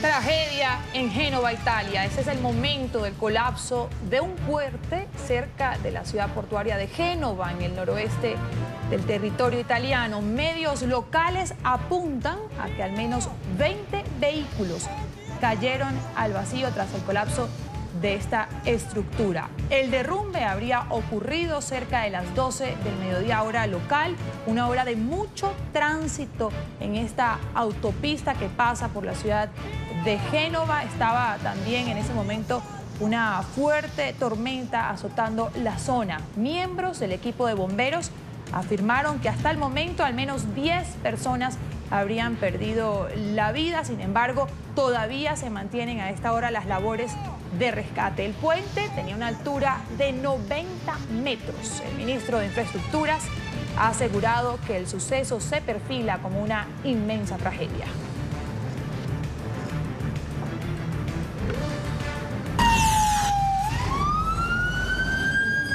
Pánico en Londres. 3 personas resultaron heridas luego de un arrollamiento masivo. Un carro se estrelló contra las barreras de seguridad que custodian el Parlamento británico. El conductor ya ha sido detenido y la policía ha calificado este hecho como un incidente terrorista. Fernando Cocho, analista de seguridad e inteligencia, ha dicho aquí en la mañana de NTN 24 que esta acción repetida en el centro de Londres demuestra que la ciudad y este sitio cerca al Parlamento ha sido escogido como un lugar donde se genera el pánico y el terror. Las acciones, pues, aunque se repitan con vehículos, no hay seguridad total, por tanto no se puede restringir mucho más el tráfico en Londres. Es una ciudad ya muy densa en lo que es tráfico rodado, y el por qué a nosotros otra vez, bueno, es algo inevitable. Evidentemente los terroristas intentarán dar allí donde generen más terror o generen más miedo, ya sea Londres, París, Madrid u otras ciudades importantes. Noche de protestas en Maracaibo, en el occidente de Venezuela. Los ciudadanos salieron a las calles para denunciar la falta de energía eléctrica. Tienen 5 días sin el servicio de luz. La ciudad está colapsada, los alimentos se han podrido y ya se reportan pérdidas considerables. Zulia es uno de los estados más calurosos del país, lo que incrementa aún más las dificultades debido a las altas temperaturas. En las calles los semáforos no sirven, hay caos total, los locales comerciales han tenido que cerrar al público y ya se presentan también problemas en los servicios de telefonía e internet. ¿Pero quién? ¿Quién? Identifíquese. ¿Quién dijo el joven? Sin orden judicial, integrantes de la Dirección General de Contrainteligencia Militar en Venezuela han detenido al general de la brigada Héctor Armando Hernández da Costa a través de la red social Instagram. Los familiares del militar publicaron este video del momento en que los funcionarios decidían cumplir una orden del presidente Maduro. La hija del militar aseguró que los agentes fuertemente armados amenazaron, ingresaron a su casa. Los parientes de este militar desconocen el lugar a donde fue trasladado. Me identifico, soy el general de brigada Héctor Armando Hernández da Costa. Me encuentro en mi vivienda, ubicada en Los Palos Grandes, en compañía de mi familia, y ha llegado la DIJESIN sin ningún orden de allanamiento, sin ninguna orden de aprehensión, y me quieren obligar a la fuerza a que los acompañen. Me declaro inocente de cualquier situación que se me quiera atribuir de una manera perversa. Operativo policial en el apartamento de la expresidenta de Argentina, Cristina Fernández. El inmueble, ubicado en la ciudad de Buenos Aires, es el lugar que utiliza la exmandataria cuando está de paso en la capital. El procedimiento se realiza como parte de las investigaciones del caso que lleva el juez Claudio Bonadío, quien investiga el presunto pago de sobornos relacionados con obras públicas durante los gobiernos de Néstor Kirchner y Cristina Fernández. Se espera que mañana miércoles el Senado analice si se autoriza el allanamiento de otras 2 propiedades de la ex jefa de Estado en el sur del país y también su despacho en la Cámara Alta.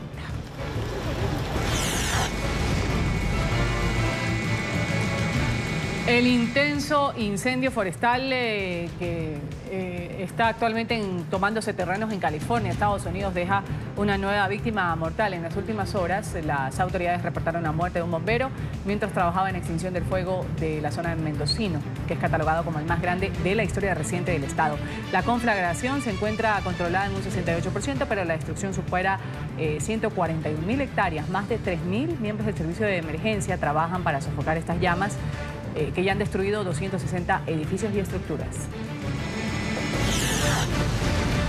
Bajo el agua quedaron algunas zonas del estado de Nueva Jersey. Las fuertes lluvias de las últimas horas ocasionaron inundaciones repentinas en municipios como Little Falls, en donde al menos 32 casas quedaron completamente inhabitables. Socorristas acudieron a las áreas de emergencia para asistir a los residentes que se vieron afectados. Los desbordamientos ocurrieron luego de 72 horas seguidas de lluvia sin parar desde el fin de semana.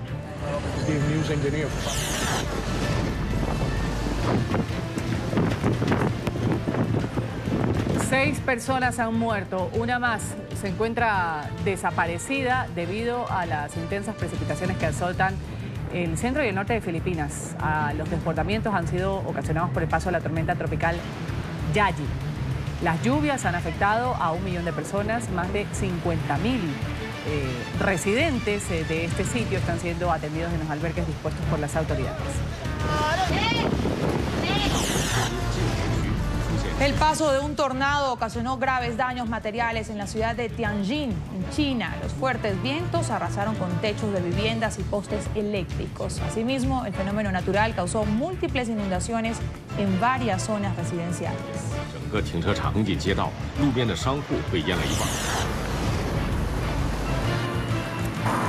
Polémica en Fukushima, Japón, por esta escultura. Ahí vemos una obra de más de 6 metros de altura que ha sido instalada frente al Centro de Aprendizaje Creativo para Menores a poca distancia de la estación nuclear. El artista Kenji Yanov ha plasmado a un niño con un traje amarillo brillante que sostiene un casco en un brazo y un cofre con un contador de radiación que dice 0. Los residentes de esta ciudad han dicho que es una expresión provocativa, se han sentido ofendidos, le piden al escultor que pida disculpas públicas, pues según manifiestan, evoca recuerdos dolorosos de lo que es reconocido como uno de los peores desastres nucleares de todo el mundo.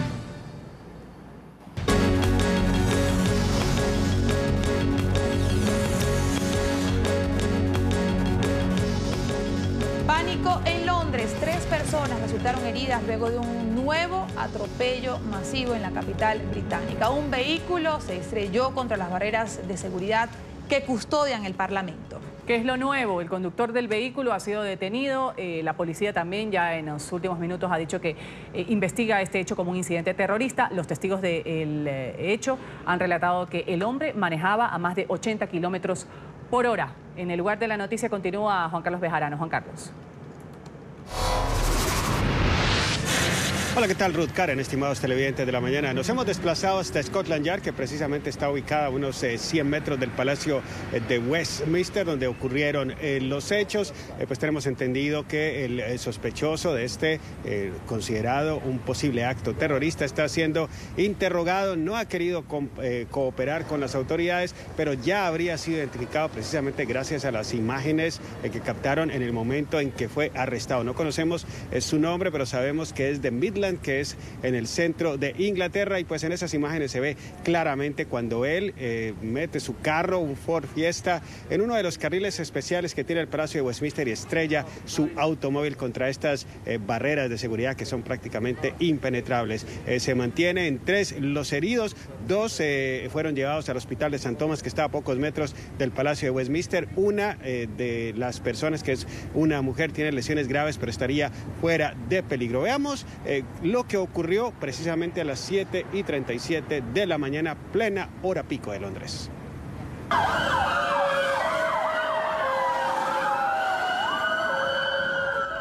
La angustia, incertidumbre y el temor se apoderaron de los londinenses este martes. A las 7:37 de la mañana, hora local, un hombre de más de 20 años y cuya identidad no ha sido revelada, estrelló su auto a toda velocidad contra la entrada del Parlamento, causando heridas, no de gravedad, a 3 personas, entre ellas un ciclista. La pronta acción de las autoridades permitió el arresto del conductor del vehículo y que se minimizaran los daños, en lo que ya ha sido calificado como un incidente terrorista.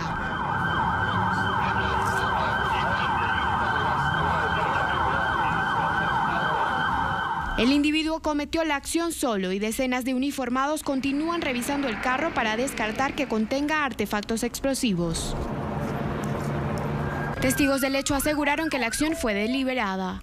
Recordaron el horror que vivieron en marzo del año pasado cuando el autodenominado Estado Islámico se reivindicó la autoría del atentado al Palacio de Westminster que cobró la vida de 5 personas. El agresor arrolló a los peatones con su camioneta y luego atacó con cuchillo a los agentes que vigilaban el recinto. Básicamente vi a un hombre conduciendo hacia el Parlamento a toda velocidad. Él iba muy rápido, en mi opinión. Creo que como a más de 60 u 80 kilómetros por hora o quizás más, en una zona en la que la velocidad permitida es de 30. Hay policía allí, obviamente resguardando el Parlamento, pero su manera de conducir me pareció deliberada. Él no lo esquivó, fue directo hacia el Parlamento. Creo que había un ciclista herido. He visto gente en el piso.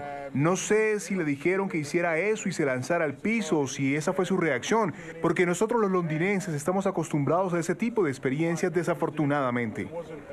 Los alrededores del Parlamento permanecen acordonados y el metro de Westminster fue cerrado.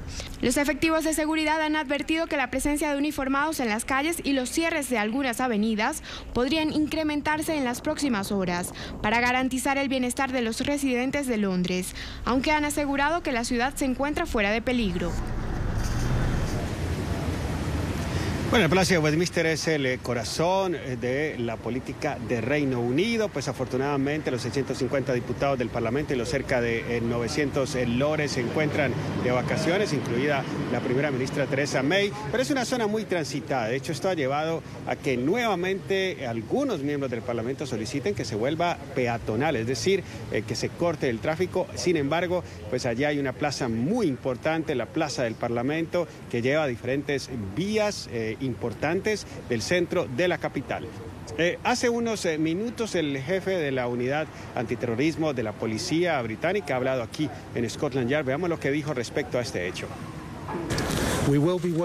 Nosotros estamos trabajando tan rápido como sea posible en el área. Estamos utilizando las cámaras de seguridad, las cámaras del Parlamento en este momento. La seguridad pública es nuestra más grande prioridad y estamos continuando en nuestros esfuerzos para proteger el pueblo londinense. Estamos trabajando de forma diligente con todas las áreas correspondientes. Lo que sabemos es que es un Ford Fiesta plateado que se pudo ver durante la mañana. Vamos a estar brindando información respecto a la identidad y sobre todo a los detalles de este trágico suceso que golpeó la ciudad de Londres. Muchas gracias. Bueno, comentarles que poco a poco la normalidad regresa aquí a los alrededores del Palacio de Westminster, a la zona donde están, por supuesto, todos los ministerios. De hecho, ya se han levantado los cordones en los alrededores de este palacio y eso sí, pues la policía sigue investigando el lugar donde sucedió exactamente esto a las 7:37 de la mañana. Esto nos lleva a indicar que la policía considera que quizás no se trataba de un ataque coordinado y en todo caso en estos momentos comienza una reunión del llamado Comité de Emergencia Cobra, el que hacen parte los líderes y jefes de la policía, el servicio de inteligencia y un representante del gobierno de Theresa May. Se va a evaluar si es necesario elevar, digamos, la alerta terrorista a su máximo nivel, pero todo indica que tal vez esta decisión no sea tomada. Despedimos Londres, Scotland Yard. Regresamos a los estudios de la mañana. Adelante. Gracias, Juan Carlos. Y hablamos ahora de la tragedia en Génova, la otra noticia del día en Europa. ¡Tío! ¡Oh, Dios santo! Ese es el momento del colapso de un puente cerca de la ciudad portuaria en el noroeste de Italia. Medios locales apuntan a que al menos 20 vehículos cayeron al vacío. El derrumbe habría ocurrido cerca de las 12 del mediodía, hora local. Miembros del equipo de bomberos trabajan contra reloj para tratar de hallar sobrevivientes entre los escombros en esta estructura. Habría decenas de muertos y el puente tiene una altura de 90 metros aproximadamente. El ministro de Infraestructura aseguró que este suceso ha sido una inmensa tragedia. A las 11:37 de la mañana, hora local de Italia, la enorme estructura de 100 metros de altura se desplomó. El puente que hace parte de la autopista A10 se vino a tierra en medio de una fuerte tormenta que azotaba la ciudad. ¡Oh, Dios santo! Los gritos de desesperación de una persona que grabó la caída del puente desde la cámara de su teléfono celular da cuenta de la magnitud de la tragedia. Los primeros reportes de las autoridades hablan de al menos 11 personas muertas y 5 más heridos de gravedad. También se habla de aproximadamente 20 vehículos que cayeron al vacío y quedaron aplastados bajo los escombros. Hasta la zona se han desplazado cuerpos de emergencia de ciudades vecinas como Milán y Turín para colaborar con las labores de búsqueda y rescate. El puente cayó sobre algunas casas, la línea ferroviaria Génova-Milán y el río Polcevera. El ministro de Infraestructura de Italia, Danilo Toninelli, lamentó la emergencia. Sigo con la mayor aprensión lo que le ha sucedido a Génova y que se perfila como una inmensa tragedia. Estamos en contacto cercano con la empresa que gestiona las carreteras italianas y vamos al sitio con el viceministro Rixi. Mi cercanía total en este momento a la ciudad. El puente de Morandi fue levantado entre 1963 y 1967 y se llama así en homenaje al ingeniero civil italiano Riccardo Morandi. Desde hace varios años, expertos habían señalado los problemas de diseño y construcción de la enorme estructura. En Francia, la Asamblea Nacional ha aprobado de manera definitiva la reforma a la ley contra la violencia sexual. Ahora, lo curioso, quizás lo novedoso de esta ley es que va a multar el acoso en la calle con sanciones de hasta 750 euros. Para conocer más información sobre esta norma, saludamos a esta hora en París a Diana Jayón. Diana, una buena tarde para usted. Adelante.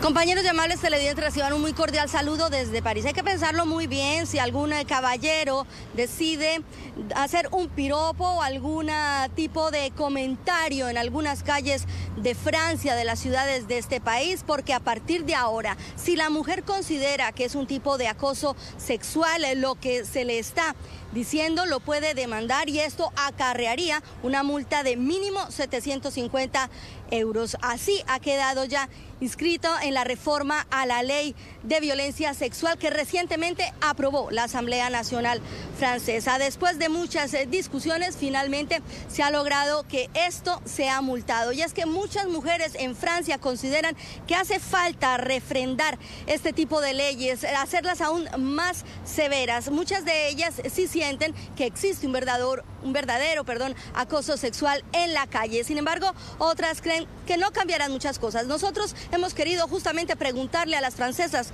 qué opinan de esta reforma y esta multa con la cual será sancionado el acoso sexual en las calles. Pienso que es mucho y no sé cómo pueden juzgar si es una agresión o no. Alguien puede abordarme en la calle y no necesariamente para agredirme, o me puedo sentir agredida sin que la persona me haya querido agredir. Hay que ver cómo funciona la realidad. No creo que la gente vaya a pagar 750 euros por eso. Que se castigue al acusador, porque los derechos de los hombres y las mujeres deben ser respetados.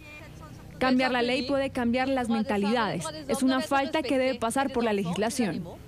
La reforma a esta ley se dio después de que se hiciera evidente el aumento de denuncia por parte de las mujeres de violencia sexual o agresiones en las calles y en las vías públicas. En la información, compañeros, que registramos a esta hora desde París. Continúen ustedes con más información en la mañana de NTN 24.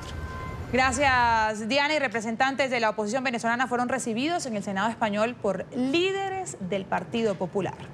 Los venezolanos buscan justamente que el Senado fije una posición ante la detención del diputado opositor Juan Requesens, detenido por el régimen de Maduro, acusado de participar en este supuesto atentado en contra del presidente. En Madrid ya está Marcelo Moncayo con la nota. Marcelo.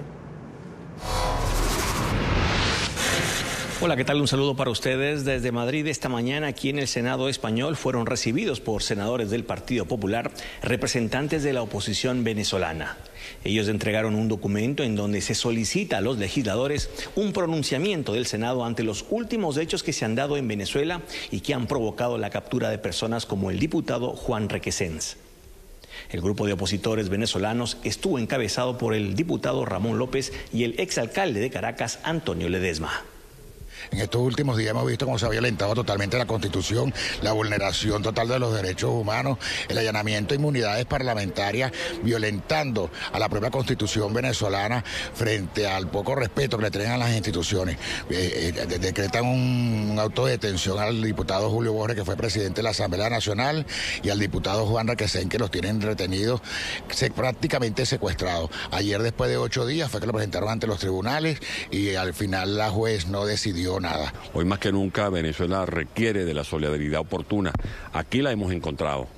Esta es una casa de libertad, una casa de democracia, de pluralidad, donde se procesan este tipo de requerimientos, y cada vez que hemos tocado las puertas del Senado español hemos escuchado un eco positivo. Y eso es lo que venimos a hablar con los portadores del Partido Popular, como lo haremos con todas las fuerzas políticas, porque nosotros hemos logrado unir a los españoles respecto a lo que está pasando en Venezuela. Amigos televidentes, el portavoz del Partido Popular en el Senado, Ignacio Cosidó, les reiteró su apoyo y aseguró que su partido seguirá denunciando las violaciones a los derechos humanos que se dan bajo el régimen de Nicolás Maduro. Bueno, el Partido Popular ha mantenido siempre una posición de apoyo a la oposición democrática en Venezuela y en favor de una transición que lleve la libertad de nuevo a este país. La situación que se está viviendo en estos últimos meses, con una verdadera emergencia humanitaria y también con una intensificación de la persecución política, nos hace que no solamente mantengamos ese compromiso, sino que lo incrementemos y que seamos más activos, si cabe, en la defensa de esa transición democrática que queremos para Venezuela. Amigos televidentes, este jueves una comitiva de la oposición venezolana acudirá al Ministerio de Asuntos Exteriores de España a dejar un documento, igualmente solicitando el respaldo, en este caso, del gobierno español. Este es el informe para la mañana. Sigan ustedes con más aquí en NTN 24. Hasta pronto. Hasta pronto, Marcelo. Y antes de irnos a comerciales, vamos a ver una insólita pelea de turistas en Roma.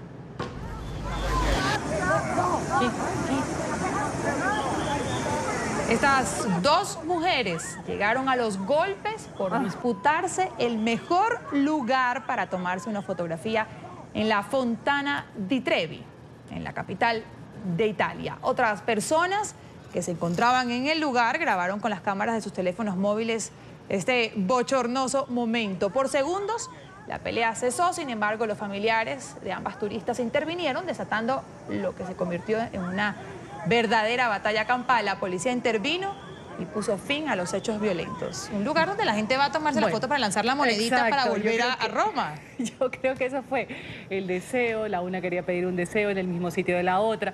Pero por favor, cuando uno está de vacaciones, como decía mi madre, nadie se enferma, nadie se pelea y nadie se pone bravo. Y esta señora peleándose o alándose los pelos ahí en este monumento emblemático de la ciudad más bella, la más bella que conozco, al menos Roma.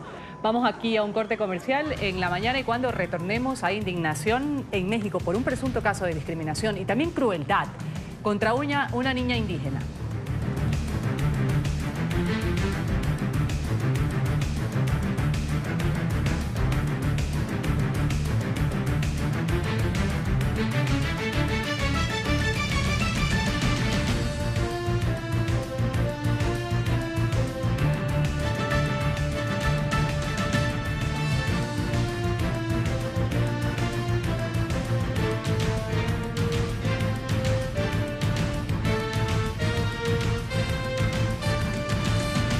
Gracias por continuar con nosotras aquí en la mañana de NTN 24. Un presunto caso de discriminación y crueldad indigna a México. En video quedó registrado como un hombre le arroja ácido a una niña indígena que estaba sentada sobre el andén frente a un supermercado en la ciudad de Cancún. ¿Qué dijo el agresor? Él es dueño de un negocio cercano. Ha dicho que la niña hacía muy fea la zona. Diversas ONG piden que la Comisión de Derechos Humanos investigue lo sucedido. Este es el momento en el que un vendedor de planes turísticos en la zona hotelera de Cancún rocía ácido muriátrico a una niña indígena de entre 12 y 14 años. Según los testigos, la menor se encontraba descansando en la entrada de una tienda cuando el hombre empezó a derramar el químico. La menor se levantó de inmediato al sentir el ardor del líquido que alcanzó a salpicar en sus pies. Turistas y residentes recriminaron de inmediato al adulto mayor que dijo que la presencia de la menor daba mal aspecto al lugar. Una de las clientes de la tienda salió a defender a la joven. La absurda respuesta del agresor quedó registrada en video. Llévela a su casa, usted puede decir que la quiere ayudar. Llévela a su casa, señora. Usted quiere ayudarla. No me reclame a mí nada, por favor.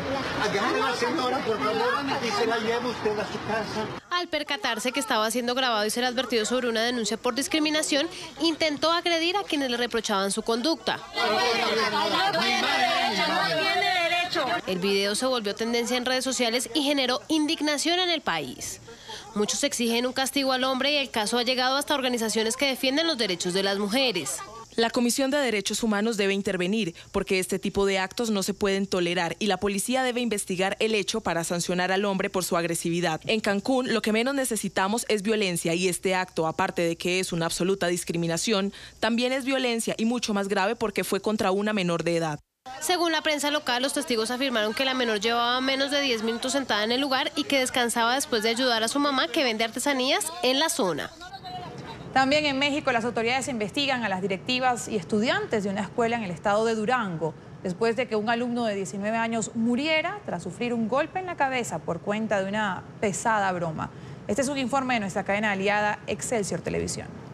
Este sábado murió el joven de 19 años, Ronaldo Mojica Morales, luego de ser internado en la clínica número 1 del IMSS, tras ser golpeado en una novatada de la normal rural J. Guadalupe Aguilera del municipio de Canatlán, en Durango.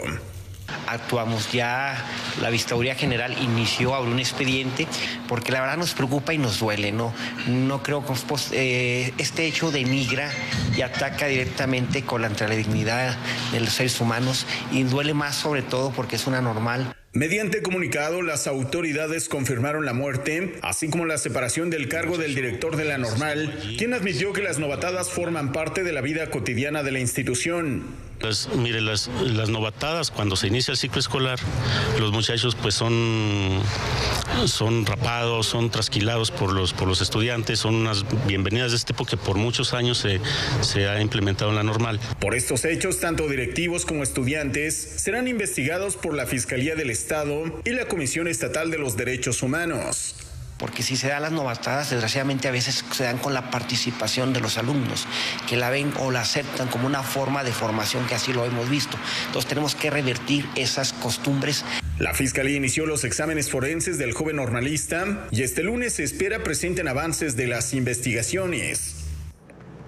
Urgen a López Obrador a derogar la reforma educativa en México. La Coordinadora Nacional de Trabajadores de la Educación ha pedido al presidente electo derogarla por completo y amenazó con tomarse las calles como último recurso de presión si no se realiza. Carlos del Valle tiene la información hasta ahora desde Ciudad de México. Carlos, un buen día. Hola, buenos días, te saludo con gusto desde la Ciudad de México. El próximo lunes miles de estudiantes regresan a las aulas y la polémica se acrecienta cada día más. Y es que el tema de la educación ha sido polémico desde hace muchos años en nuestro país. El presidente Enrique Peña Nieto llevó a cabo una reforma educativa a fondo, una reforma educativa que fue costosísima para todos los maestros y para la sociedad misma. Se vivieron muy importantes manifestaciones de parte de los maestros que se oponían a esta reforma educativa. Finalmente, esta reforma, con todo lo que costó sacarla adelante, hoy está en entredicho porque el presidente Andrés Manuel López Obrador, el presidente electo de México, ha dicho que la va a echar para atrás, que simplemente va a desechar lo que se ha hecho en materia educativa este sexenio. Pero los propios profesores advierten que esto tampoco será tan fácil porque ellos tienen su propio proyecto educativo para México. La educación en México ha sido factor de división en los últimos años. El gobierno de Peña Nieto llevó a cabo una de las reformas educativas más profundas de la historia, pero hoy todo eso está en riesgo, pues el nuevo presidente de México ha dejado en claro que dará marcha atrás en esta materia. Así que los propios maestros piden claridad en el rumbo de la educación. Llevamos varios sexenios en que nos proponen una propuesta educativa, termina el sexenio y se cambia. Ese tipo de cosas para nosotros no funcionan. Entonces tiene que legislar para que nosotros construyamos una propuesta educativa de largo aliento. Pero en materia de educación solo hay algo claro. Nadie se pone de acuerdo en el rumbo a seguir. Si bien ya fracasó la reforma actual, lo cierto es que nada augura que la propuesta del nuevo gobierno vaya por buen rumbo. La cancelación inmediata y definitiva del nuevo modelo educativo. Lo hicimos con el gobierno de Peña todavía, pero este mensaje también es para el nuevo gobierno. No puede seguir un modelo que no corresponde a las necesidades de este país. Rechazamos el programa de endeudamiento de las famosas escuelas del 100, al 100. Exigimos el otorgamiento permanente y suficiente para que las escuelas tengan un funcionamiento correcto, el mantenimiento que a veces se nos niega. Así que de principio ya se avecinan tormentas entre el magisterio, pues no se ve fácil la manera de debatir otra reforma educativa. La Coordinadora Nacional, el próximo 25 de agosto, tendrá una Asamblea Nacional Representativa en la cual definirá la táctica y estrategia para establecer la interlocución con el gobierno entrante, para que todas las opiniones y lo que tenemos trabajado como coordinadora sea valorado, sea tomado en cuenta en mesas de trabajo y no a través de una simple consulta como lo pretende o lo ha dicho Moctezuma Barragán. Todo esto sucede a unos meses de que inicie la nueva administración y mientras todos los grupos de maestros se pelean el derecho a hacer una reforma educativa, la educación en México sigue cayendo y los alumnos seguirán esperando. Y bueno, mientras todo esto sucede, México va perdiendo cada vez más espacio en materia de educación. Según expertos de la OCDE, se necesitarían pasar 3 generaciones de mexicanos para poder igualar niveles educativos que se tiene en otros lugares del mundo. El tiempo pasa y la educación va perdiendo terreno en México. La información que tenemos esta mañana. Regresamos al estudio.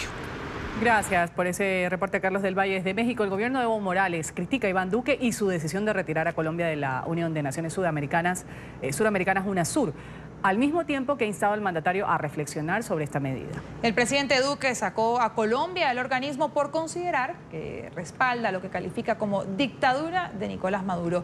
Saludamos hasta ahora en La Paz, Paola Cuentas, quien tiene el reporte. Paola. Buen día, amigos de NTN 24. A través de un comunicado escrito se pronuncia el gobierno del presidente Evo Morales. Este ha sido emitido desde la Cancillería y piden que exista reflexión por parte del gobierno colombiano en torno a su participación en este organismo internacional. El comunicado dice específicamente: más allá de las circunstancias que han llevado al gobierno de Colombia a adoptar esta decisión, estamos convencidos de que la integración suramericana trascenderá la coyuntura política del momento.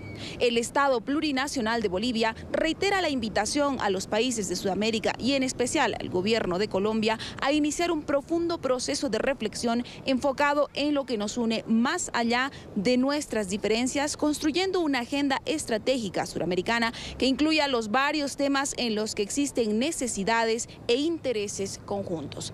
Este comunicado también señala que el gobierno del mandatario indígena se compromete a buscar consensos y los factores en común de los países miembros de este organismo. Oficialistas ratifican que es importante que se mantenga la unión de la UNASUR, aunque también señalan que confían en que existan cambios dentro del gobierno colombiano. Bueno, lo que hay que ponderar en el contexto internacional, la condición de UNASUR, una entidad que fue creada bajo los principios de una integración latinoamericana, con los principios de solidaridad, reciprocidad y complementariedad, ha tenido los hitos más altos, haber derrotado a una política imperialista del ALCA.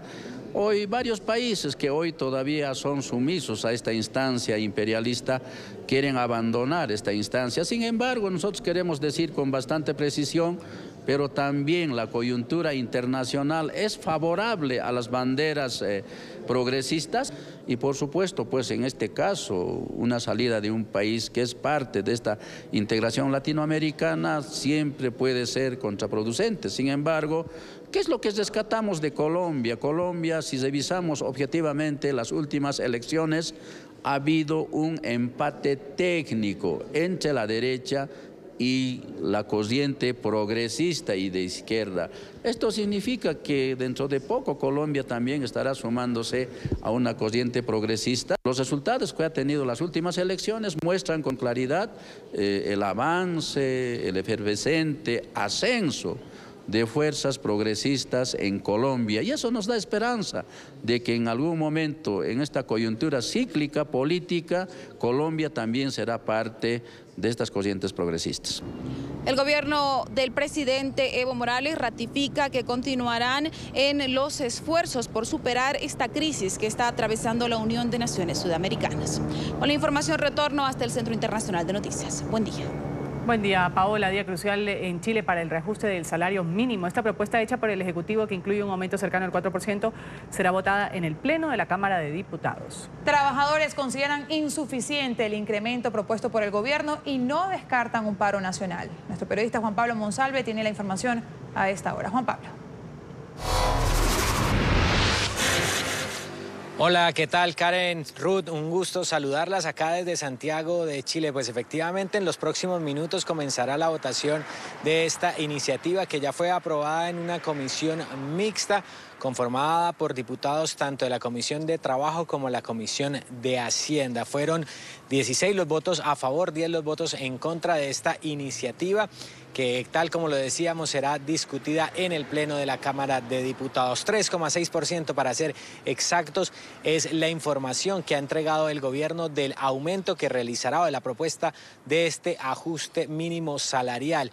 Algo que pues no cayó muy bien en la Central Unitaria de Trabajadores. Ellos aseguran que esperaban por lo menos un aumento del 10% y esto sin duda pues ha generado una nueva tensión entre los trabajadores y el gobierno del presidente Sebastián Piñera. Diputados opositores también han sido claros en que de una u otra forma se debe generar mayor equidad en Chile y que el salario mínimo tiene que ser precisamente quien lidere esta bandera donde no se generen más brechas entre las clases sociales en este país. Vamos a revisar las declaraciones de la diputada Maite Orsini.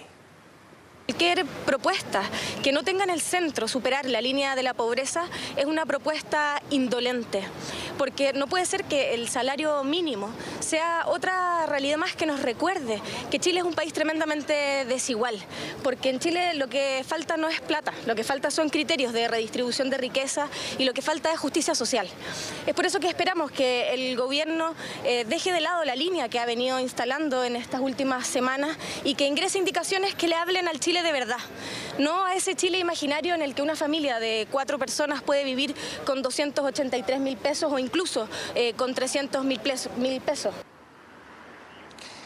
Desde el Ministerio del Trabajo pues aseguran que es muy importante avanzar en esta materia, lograr este aumento salarial. Dentro de las propuestas hechas por el gobierno pues está primero este aumento del 3,6% que comenzaría a regir de manera inmediata y posteriormente en marzo de 2019 este aumento se incrementaría al 4,8%, alcanzando los 300.000 pesos chilenos, algo así como $500. Una situación que pues sin duda frente al costo de vida de este país para los trabajadores, como lo decíamos al comienzo de este contacto, es totalmente insuficiente. Esta es la información que podemos entregarles a esta hora desde Santiago de Chile. Continúen ustedes con más en el programa La Mañana de NTN 24. Gracias a Juan Pablo por ese reporte desde Santiago. Vamos a hablar ahora de un operativo policial que se hizo en el edificio donde está un apartamento de la expresidenta de Argentina, Cristina Fernández, este inmueble ubicado en la ciudad de Buenos Aires. Este procedimiento se realiza en medio de la investigación por el presunto pago de sobornos relacionados con obras públicas durante los gobiernos tanto de Néstor Kirchner como de Cristina Fernández. NTN 24 en el lugar de la noticia con Federico Juanto. Federico. Hola, ¿qué tal? Karen, Ruth, nos encontramos en una zona muy paqueta de la ciudad de Buenos Aires. Estamos hablando del barrio de Recoleta. Aquí está el edificio donde vive Cristina Fernández de Kirchner en el momento que pasa sus días en la ciudad de Buenos Aires. Recordemos que ella vive en Santa Cruz. Este es el edificio que está aquí a mis espaldas. Ayer por la noche hubo un gran operativo, tanto en el primero y cuarto piso. Claro, ¿por qué el primero y cuarto piso? La orden fue del juez Claudio Bonadío, quien está investigando la causa de coimas en la obra pública. Lo que quisieron buscar en estos departamentos es la posibilidad de que pueda haber algunos escondites donde se puedan guardar grandes bolsos de dinero. Esto fue en el piso primero y cuarto, que también esos pisos son propiedad de socios de Cristina Fernández de Kirchner. Uno de ellos pertenecía justamente a Cristóbal López, quien está en estos momentos detenido también por coimas y lavado de dinero. Lo cierto es que en el quinto piso de este edificio es donde vive Cristina Fernández. ¿Por qué no allanaron su departamento? Es porque ella tiene fueros como senadora nacional. Es por eso que en el día de mañana se va a tratar este pedido de allanamiento del quinto piso de este edificio donde vive Cristina Fernández en el Parlamento. El Senado tiene que definir si aprueba o no este pedido del juez Claudio Bonadío para que puedan ingresar al departamento de Cristina Fernández. Recordemos, Karen, Ruth, rápidamente, hay pruebas que tienen que ver con 8 cuadernos que se entregaron del chofer de la mano derecha de Julio Evido, el ex ministro de Planificación durante la época kirchnerista. En esos cuadernos identificaba fecha, horas y también nombres de aquellas personas que el gobierno kirchnerista sobornaba para poder otorgarle obra pública. Claro, la investigación corre entre el 2008 y el 2011. Uno se pregunta si van a allanar este departamento, ¿qué pueden encontrar luego de que han pasado tantos años? Lo que quiere encontrar el juez es si tiene que ver algunos de los relatos de estos cuadernos con identificación que daba de este departamento, si había algunas puertas donde justamente se hacía esta operación de entrega de bolsos de dinero, si hay algunos datos específicos que tengan que ver con estas pruebas que está investigando el juez Claudio Bonadío. Lo cierto es que todo esto se va a definir en el día de mañana en el Senado. Por ahora hay una vigilia por parte de la policía aquí fuera del departamento de Cristina Fernández, como así también algunos militantes que de alguna manera se sienten que son custodia de la ex mandataria. Desde Buenos Aires, esta es toda la información. Continuamos con ustedes en el Centro Internacional de Noticias. Hasta luego. Hasta luego a Federico Juanto, gracias por ese reporte desde Buenos Aires. Y ahora hablamos de una discusión marital que terminó en una tragedia. Un hombre decidió estrellar un avión frente a su propia casa. El hombre había sido arrestado, el cuento es este, por las autoridades por una disputa doméstica. Horas después, al ser liberado, se dirigió al aeropuerto Spanish Fork en la ciudad de Payson y robó un avión de la compañía para la que trabajaba. Este hombre, identificado como Duan Yut, arremetió contra su vivienda, ocasionó una enorme conflagración. El colérico hombre, como lo han calificado muchos medios de comunicación, murió en este hecho, mientras que su hijo de 17 años y su esposa lograron salir ilesos de esta emergencia y de este arrebato. Realmente increíble. Vamos a hacer una última pausa aquí en la mañana de NTN 24. Al volver tenemos la información deportiva.